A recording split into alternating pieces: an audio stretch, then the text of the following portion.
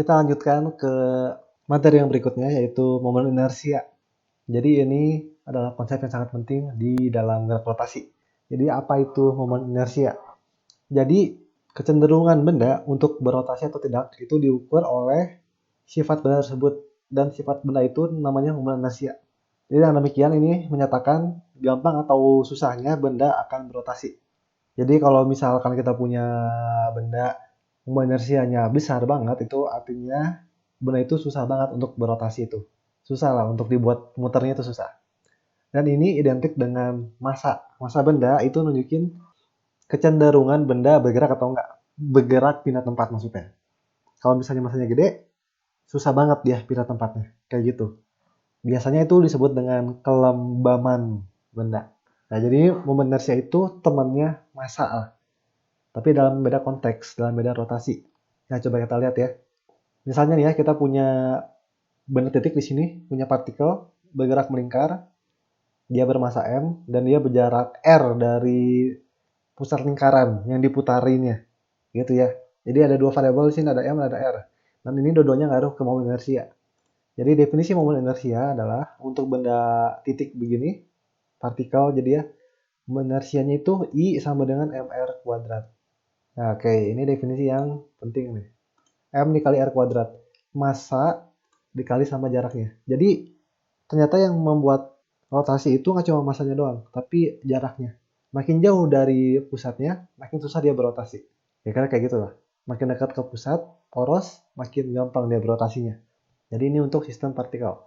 Dan R di sini sebenarnya bukan jari-jari, lebih tepatnya di sini R itu adalah jarak tegak lurus dari partikel ke poros. Jadi sangat tergantung banget momen inersia itu sama porosnya.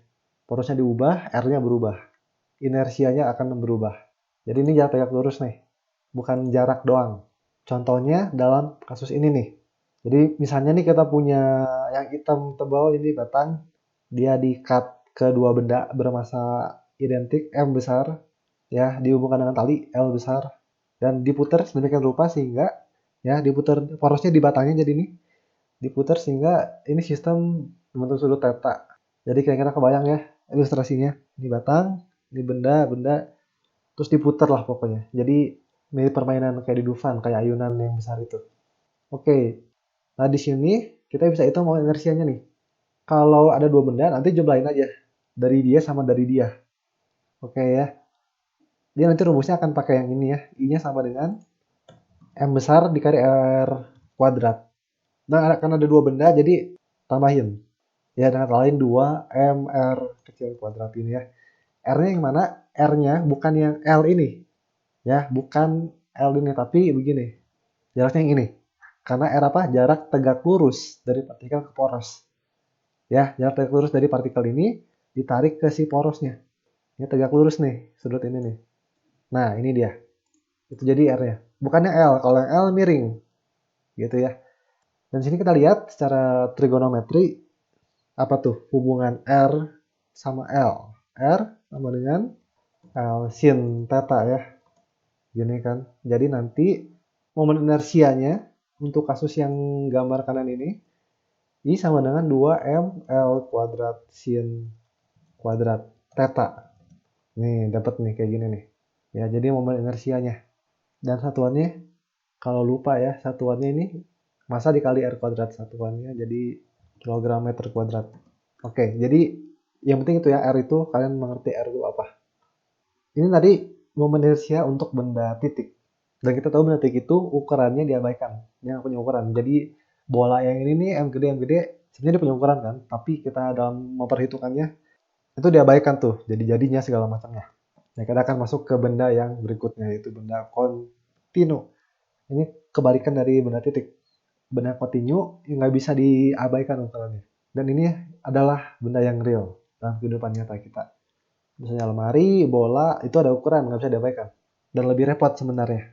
Jadi definisi sederhananya itu dia punya bentuk dan ukurannya tidak dapat diabaikan. Dan kalau mau lebih presisi lagi, benda kontinu itu tersusun atas elemen-elemen benda titik kecil. Jadi beratnya kayak bola ini nih, sebenarnya ini tuh bisa dianggap sebagai kumpulan partikel. Tapi ukurannya kecil banget. dalam bentuk bola. Poinnya jadi kita pengen ngitung momen inersia kalau bendanya benda kontinu, punya ukuran. Tapi ini tidak mudah perhitungannya karena melibatkan integral. Jadi dasarnya di sini sih. Karena dia tersusun atas elemen benda titik kecil, itu nanti kita akan integral nih elemen-elemennya. Dan di video ini kita nggak lakukan dulu ya. Kita langsung aja lihat hasil-hasilnya. Jadi orang udah ngitung untuk benda-benda ukuran seperti ini, bentuk seperti ini, inersianya segini. Jadi sebagai contoh awal nih, misalnya kita punya batang homogen. Ya, jadi kita di sini akan tinjaunya kasus yang homogen ya. Homogen itu maksudnya sama rata di mana-mana. Jadi batang yang ini tidak lebih berat daripada batang yang di belakang ini. Mereka semua rata lah pokoknya materialnya. Oke, jadi batang ini punya massa M, punya panjang L. Moment inersia tadi sangat bergantung pada poros. Beda poros, beda hasilnya. Misalnya kita pakai poros yang di sini. Porosnya di tengah-tengah si batang.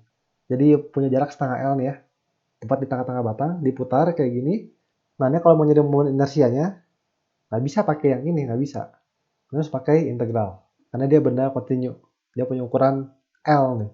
Nah, orang udah ngitung dan hasilnya itu nanti seperti ini. I sama dengan 1/12 ml kuadrat. Jadi ini untuk batang seperti ini. Kalau diputar dengan sumbunya, rotasi porosnya ada di tengah-tengah batang. Kalau beda poros, hasilnya beda. Nih, misalnya kita ganti porosnya ya. Bukan di tengah-tengah tapi di ujung batang. Itu ternyata inersianya jadi 1/3 ml kuadrat. Lebih gede jadi ya. Ini 1/3 ini 1/12. Artinya lebih gampang muter yang ini dibanding yang ini. Nah, kalian bisa eksperimen sedikit, ambil pensil gitu, coba deh puterin di ujung sama di tengah-tengah. Lebih gampang di tengah-tengah pasti. Oke, apalagi selain batang, masih banyak lagi. Ini misalnya nih ya, ini silinder pejal. Kita namakan deh ya kalau gitu.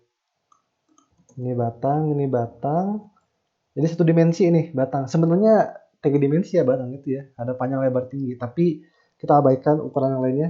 Panjang aja dominan lah, biar gampang. Oke, ini silinder pejal. Jadi maksudnya adalah silindernya berisi. Ini ada bahannya di dalamnya. Kalau diputar, ini setengah mr kuadrat. Jadi tergantung jari-jari CR-nya. Kalau pusatnya ada di sumbu silindernya. Jadi panjang silinder nggak ngaruh ke momen inersia ternyata setelah dihitung secara integral. Oke, kita akan tunjukin beberapa contoh yang lain ya, tapi nggak akan semuanya. Nggak mungkin kita ngali semua geometri benda. Ini contoh yang lain. Ini cincin. Jadi cuma punya satu ukuran yaitu jari-jari. Dan I sama dengan mr kuadrat. Ininya, momen inersianya. Dengan porosnya melalui si pusat cincin. Terus ada lagi ini nih. Ini bola pejal. Jadi bola, masanya M, jarinya R. Jadi ini bola ya, ini bukan lingkaran. Ini bola. Pejal tuh berarti dia punya isi. Diputar di poros melalui pusatnya, I-nya 2/5 mr kuadrat. Oke, terus yang terakhir yang kita tunjukin ya, ini bolanya berongga. Jadi beda sama yang ini, kalau ini kan pejalnya, ini bolanya berongga, jadi kulitnya aja. Kalau dari luar kelihatannya sama, tapi beda ya. Ini contohnya nih bola sepak, ini bola futsal dah.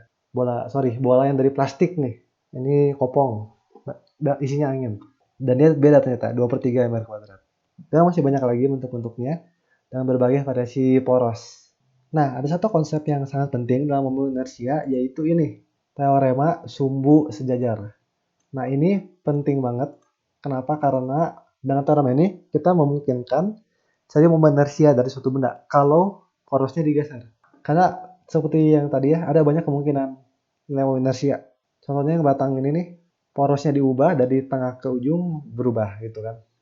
Kalau dipindahin ke titik lain gimana? Nah, itu perlu banget nih teorema sumbu sejajar. Jadi, ini mengatakan bahwa I sama dengan I PM plus MD kuadrat. Apa tuh maksudnya tuh ya? Ada I PM, ada MD kuadrat. Oke, kita akan lihat nih ya di contoh berikut. Oke, ini contohnya nih ya, kita ambil contoh batang, biar gampang aja.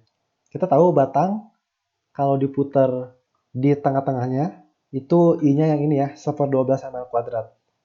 Nah, lokasi pusat batang ini namanya pusat massa batang.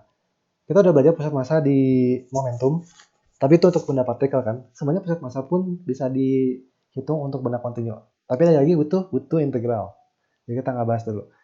Nah, intinya lagi nih, kalau bendanya simetrik, pusat massanya itu pasti di tengah-tengahnya. Contohnya batang.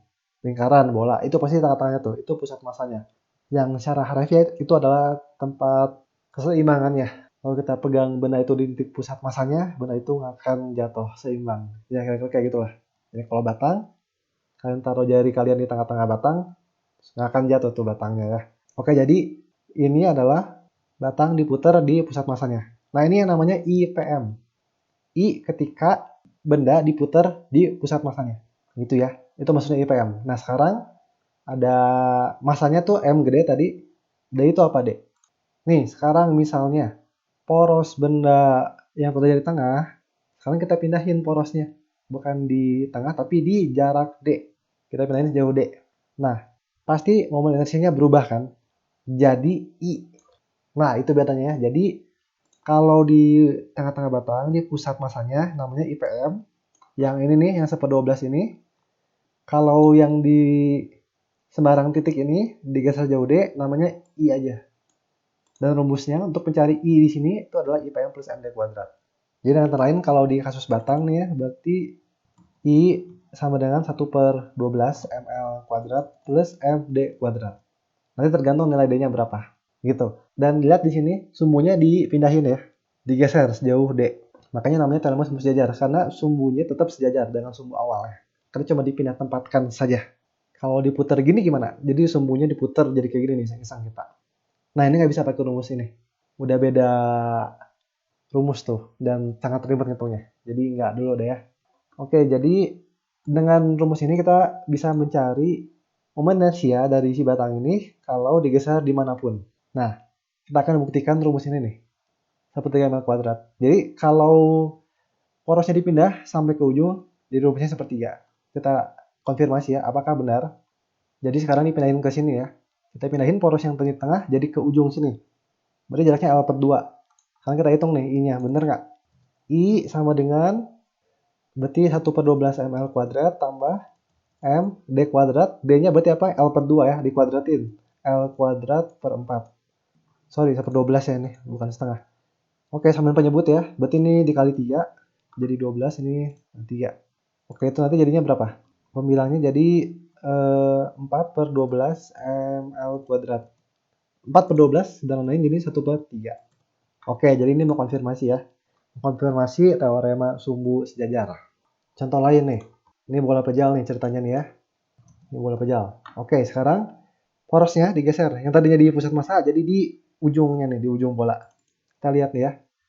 I berarti IPM plus MD kuadrat. Dalam hal ini, ketika porosnya dipindah, jadi I inersianya. IPM-nya berarti apa? Kalau bola pejal tadi apa? Kalau di pusat massa 2/5 mr kuadrat. 2/5 mr kuadrat ditambah M digeser ya. Sejauh apa tuh digesernya? Dari sini ke sini. Sampai ke tepi sejauh R kan ya. Sejauh jari-jarinya. Jadi mr kuadrat. Oke, jumlahin jadinya 7/5 mr kuadrat. Oke, gitu ya.